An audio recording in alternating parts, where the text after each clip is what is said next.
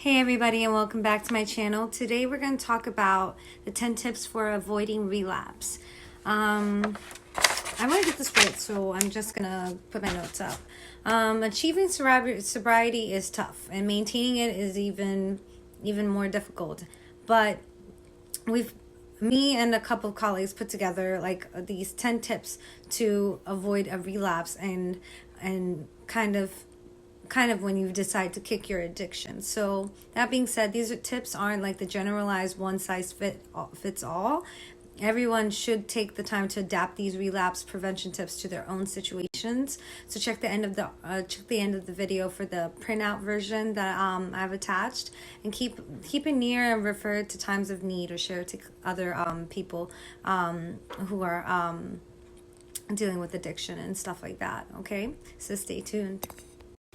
Okay, so first things first is number one. The most important moment before relapse isn't the final decision to use a drug. It's when you decide to expose yourself to your triggers. So, for example, a trigger would be going to a party or walking through the liquor section at a grocery store.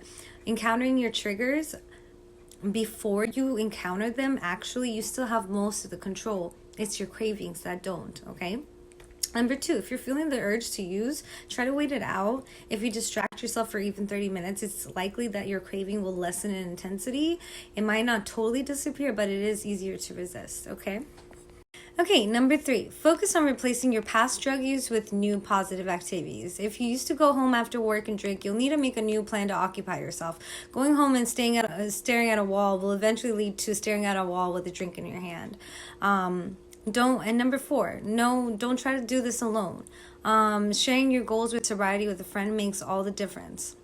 They can hold you accountable and when you're making questionable decisions, and they can offer a kind ear when you're struggling. So you can always be like, oh, you know what? We don't have to go to the bar, hang out. I won't drink. Or you know what? Hey, we can go to the bar, but I won't drink. Number five, remind yourself that cravings will pass. Have you ever had that experience when you're like sick and you can't remember what it feels like to not be sick? Well, the same thing happens with cravings. Give it time, and believe it or not, the feeling will go away. Number six, you'll have to make sacrifices beyond giving up the drug or drinking. If you previously used during specific activities, for example, watching a game on TV, going to concerts, or spending time with friends, you may need to make some changes. This might mean not watching the game or making new friends or like making new friends who are sober. This can be really hard, but that's what it takes. That's what it's going to take to make a sacrifice. Number seven, have a plan for when things get bad, because at some point they probably will. So just prepare for their worst, or if not, just be ready. People will get fired, hearts will get broken, and sometimes people leave us forever. Develop a plan to get through these major life changes without the use of drugs before they happen.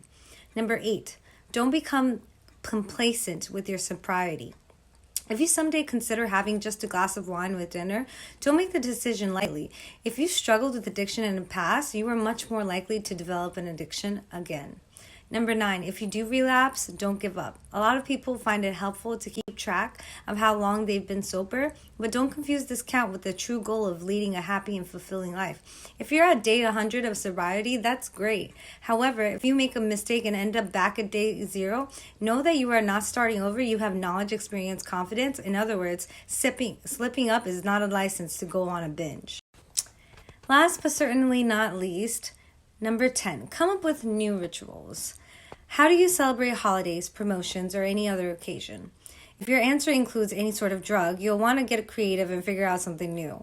Go wild with a hobby for a day, treat yourself to a nice dinner, or take a weekend trip. Make sure it's something you can get excited for. I cannot stress this enough, because if it's not something you like to do, you're gonna want to do something that's relaxing, something that you're like a healthier alternative to replace that behavior.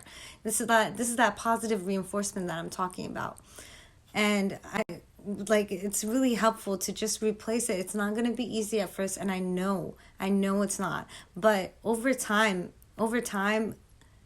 day by day, night by night, it's going to get easier, and soon enough you won't need to remind yourself that you have to replace those behaviors. You'll just automatically do. Okay, so that was my quick upload for the day. I hope this video was helpful. I know it was a really touchy subject for a lot of you, and I just want you guys to know that you're not alone. I have tons of friends and family. I have friends and friends of friends who are battling, you know, relapses and stuff like that. It's an everyday thing. It's normal.